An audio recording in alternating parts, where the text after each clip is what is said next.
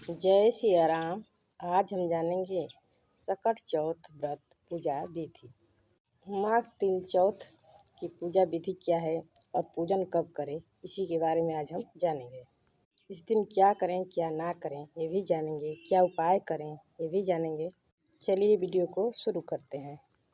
अनेकानेक कष्टों से मुक्ति दिलाने वाली ये संकटी गणेश चतुर्थी व्रत 29 जनवरी को मनाया जाएगा। संतानों को सभी आपदाओं से बचाने के लिए यह व्रत किया जाता है।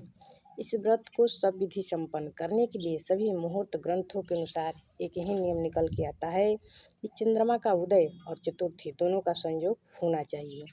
चंद्रमा का अर्घ तभी दिया जाएगा जब चतुर्थी तिथि में चंद्रोदय हो रहा हो, तभी चंद्रदेव अर्घ को स्वीकार करेंगे और पूर्णतः फल प्रदान करेंगे।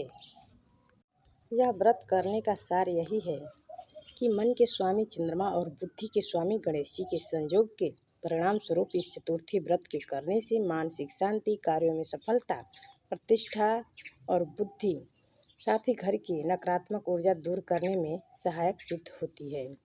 इस दिन किया गया व्रत और पूजा पाठ वर्ष पर्यंत सुखी, शांति और पारिवारिक विकास में भी सहायक सिद्ध होता है। यह भारत के मुख्य पर्वों में से एक पर्व आता है। शास्त्र के अनुसार इस दिन गुड़ और तिल का लड्डू बनाकर और उसे एक पर्वत का रूप देकर दान भी किया जाता है। गुड़ से कोई तो गौ की भी मूर्ति बनाकर, जिसे गुड़ धेनु भी कहा जाता है, और उसका दान करते हैं।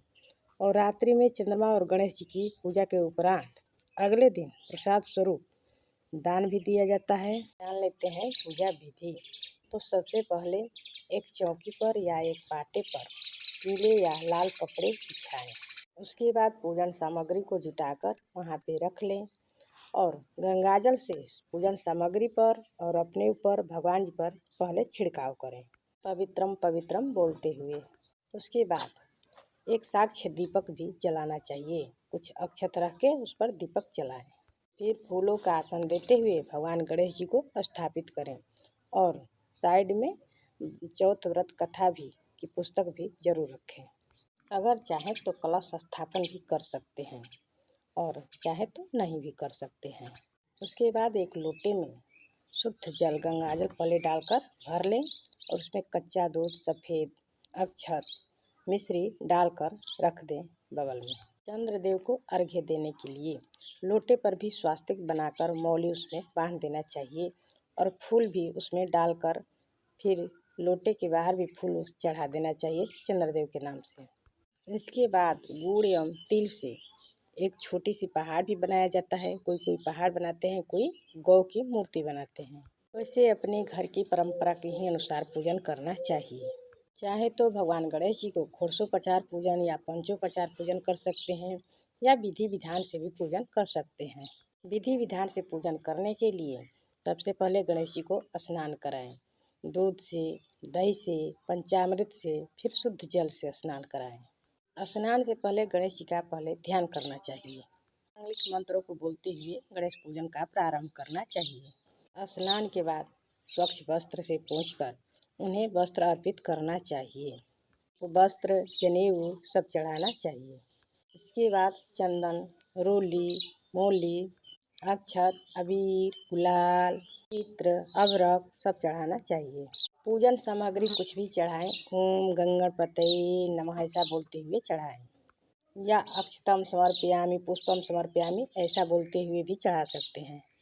11 या 21 या 51 गांठ की दुर्वा भी भगवान को अर्पित करना चाहिए। उसके बाद भगवान गणेश जी को फूल अर्पित करना चाहिए। लाल, पीला कोई भी फूल चढ़ा सकते हैं। धूप, दीप, नैवेद्य, मौसमी फल सब चढ़ाएं भगवान जी को। पूजन करने के बाद गणेश चौथ व्रत कथा भी पढ़नी चाहिए। अंत में आरती करनी चाहिए और क्षमा प्रार्थना भी कर लेनी चाहिए। दक्षिणा भी चढ़ाना चाहिए। पान, लौंग, इलायची, सुपारी ये भी चढ़ाना चाहिए। पूजन में कोई त्रुटि रह जाती हो या कोई भूल चूक हो जाता हो तो दक्षिणा चढ़ाने से और आरती करने से संपूर्ण हो जाता है। आचमनी करने के बाद चंद्रोदय हो जाए तो चंद्रदेव को अर्घ्य देना चाहिए। अर्घ्य देते समय ओम सोम सोमाय नमः ऐसा बोलना चाहिए।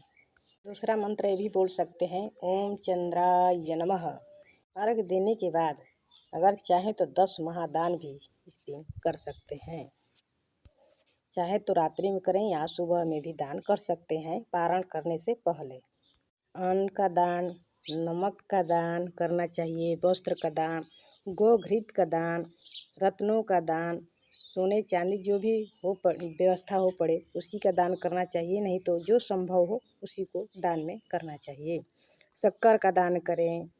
ऐसा करने से प्राणी दुख, दरिद्रता, कर्ज, रोग और अपमान की विष से मुक्ति पा जाता है। तो इसीलिए जो बन पड़े वही दान करें अपनी सामर्थ्य के अनुसार। यदि पूरा दान संभव ना हो तो गुड़ एवं तिल का पहाड़ जैसा आकृति बनाकर उसे तो जरूर दान करना चाहिए। इष्ट कार्य की प्राप्ति और संकट हरण भगवान गणेश जी की कृपा का पात्र बन जाते हैं व्यक्ति दान करके। इस दिन गौ और हाथी को गुड़ खिलाने से भी अकाल मृत्यु का भय नहीं रहता है। और विद्यार्थी वर्ग के लिए गणेश चतुर्थी के दिन उनके कोई माता पिता या स्वयं छात्र ओम गंग गणपतये नमः का 108 बार जरूर जप करना चाहिए। इससे बुद्धि और विद्या की प्राप्ति होती है। दूसरा मंत्र है ओम एकदंताय विद्महे वक्रतुंडाय धीमहि तन्नो दन्तिः प्रचोदयात्। इस मंत्र का भी जप करने से जीवन के सारे संकटों का नाश हो जाता है। माघ चौथ के एक दिन पहले ही तामसिक भोजन या कोई भी तामसिक चीज़ का त्याग कर देना चाहिए और व्रत के पारण के दिन भी तामसिक चीज़ों का ग्रहण नहीं करना चाहिए, उनसे दूरी बनाकर रहना चाहिए, तभी व्रत का पूर्णतः लाभ मिलेगा। आज के लिए बस इतना ही। अगले वीडियो में गणेश चतुर्थी व्रत कथा के बारे में जानेंगे। तब तक के लिए जय सिया राम, धन्यवाद। प्लीज़ लाइक शेयर सब्सक्राइब जरूर करें।